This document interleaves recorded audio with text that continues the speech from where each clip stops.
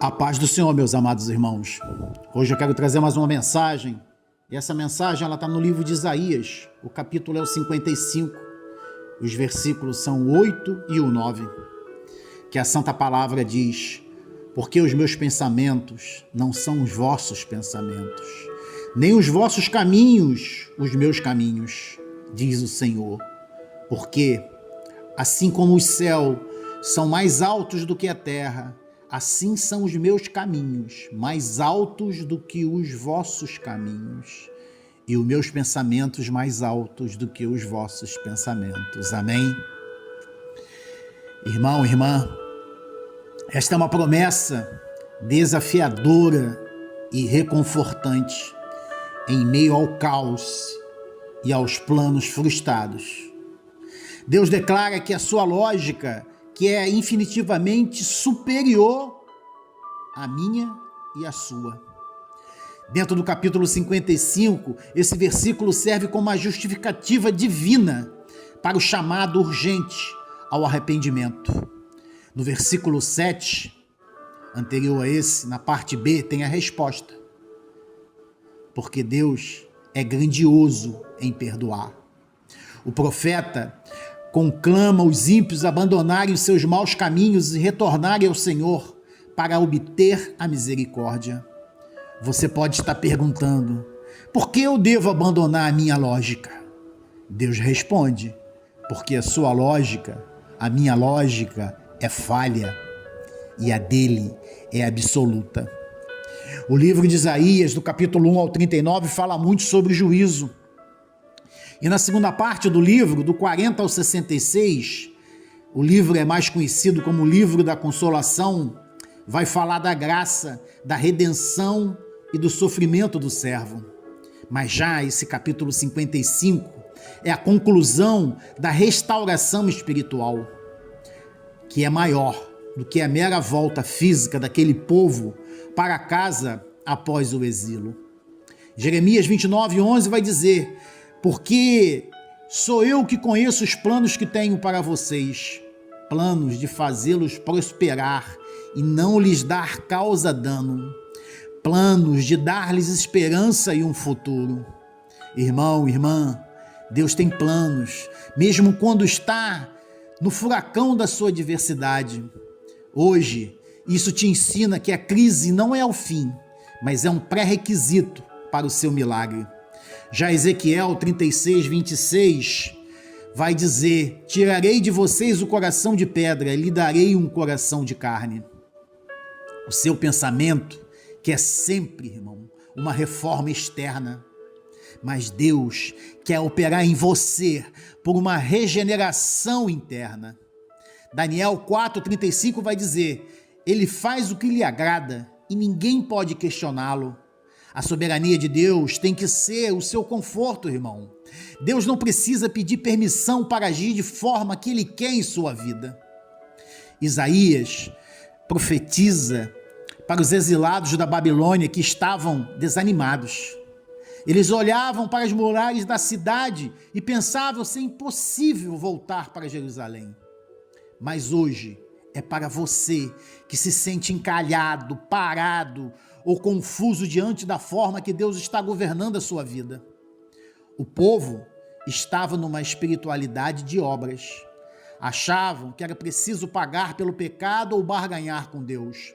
Mas esse texto de hoje, ele é espiritual. Aqui é o seu esgotamento.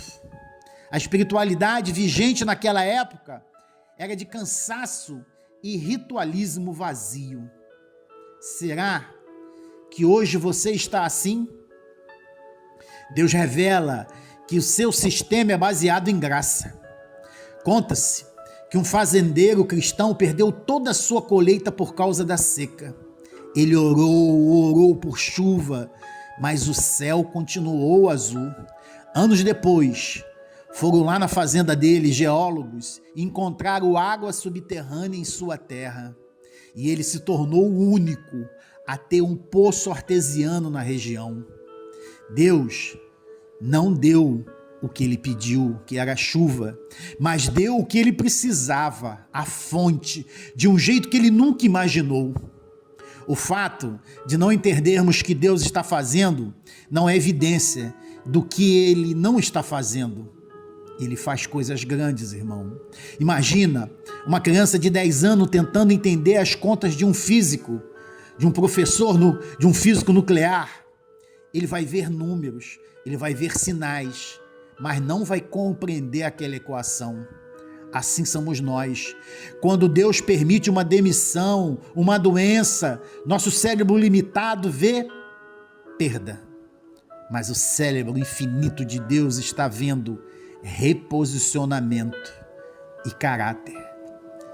Tenta, irmão, tenta encaixar Deus na nossa caixinha lógica. É como tentar colocar o oceano dentro de um copo. Não cabe, não faz sentido. 1 Coríntios 1:25 vai dizer: porque a loucura de Deus é mais sábia do que a sabedoria humana, e a fraqueza de Deus é mais forte do que a força do homem.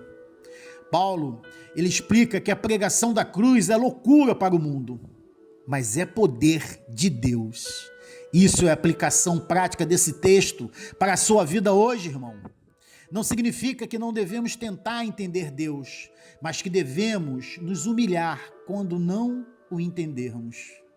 Irmão, irmã, precisa abandonar a sua lógica autocentrada, aquela que te afasta de Deus, e confiar na lógica redentora dele, mesmo quando ela parece contradizer a sua realidade imediata, o seu dia que você está vivendo.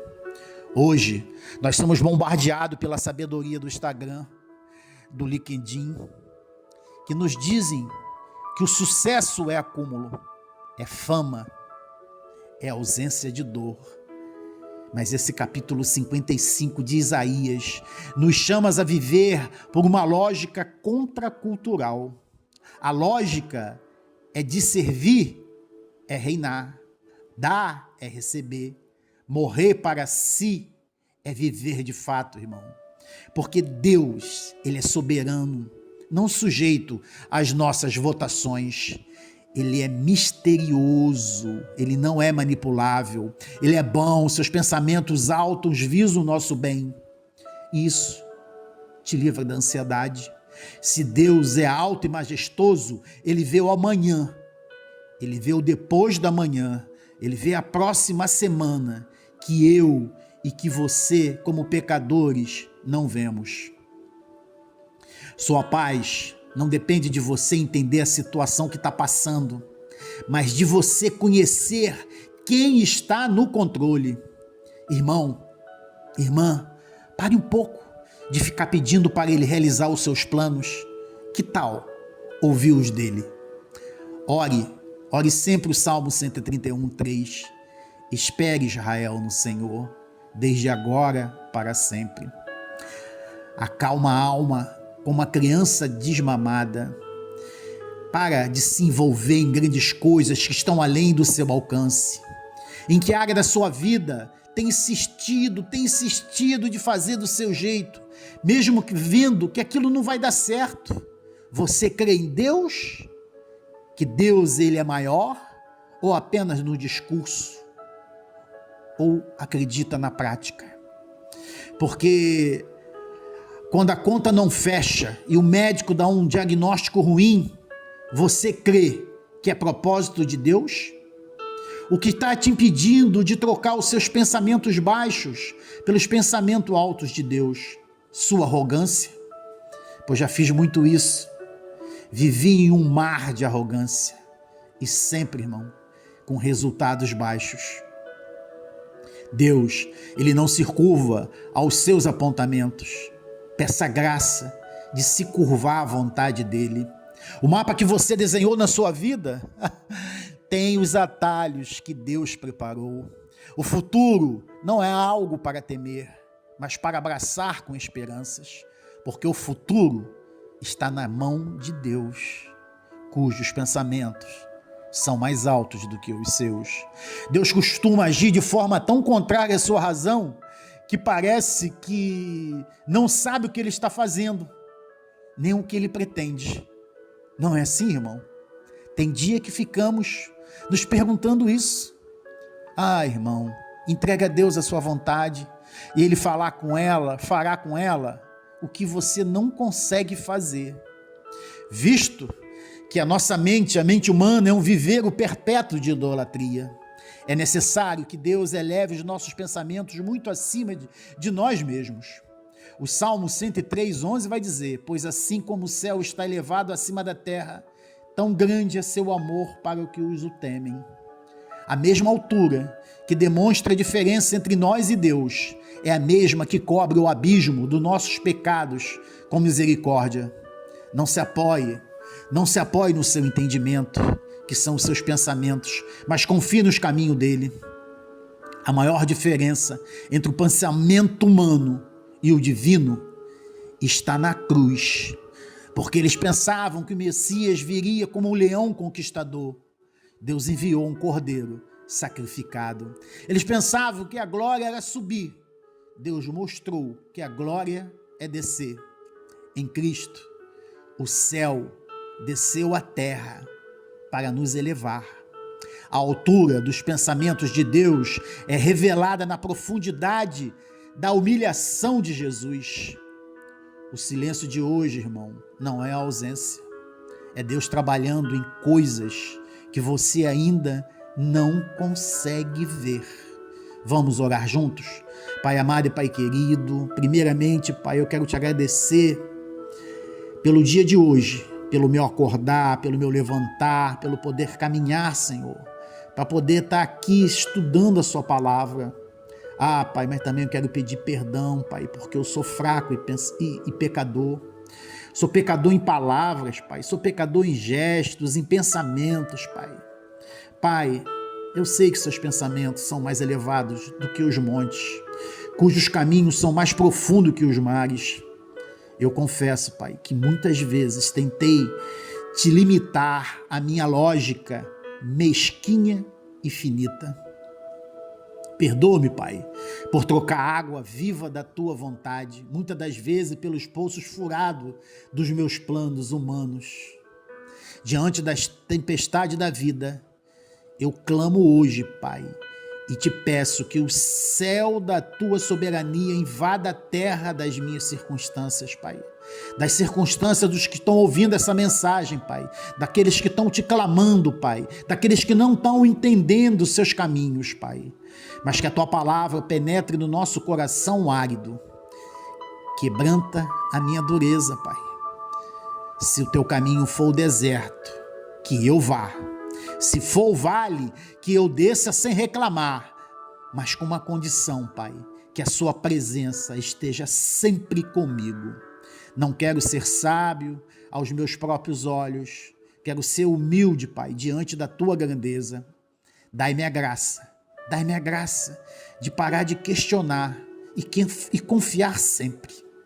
Pai, eu agradeço, Pai, por mais uma vez me permitir falar da sua palavra, que é libertadora, que é profecia, que ela se cumpre sempre. Pai, eu agradeço em nome de Jesus Cristo Nazareno, que esvaziou de si mesmo para que eu pudesse entender o amor que excede todo entendimento. Eu agradeço, em nome de Jesus. Amém.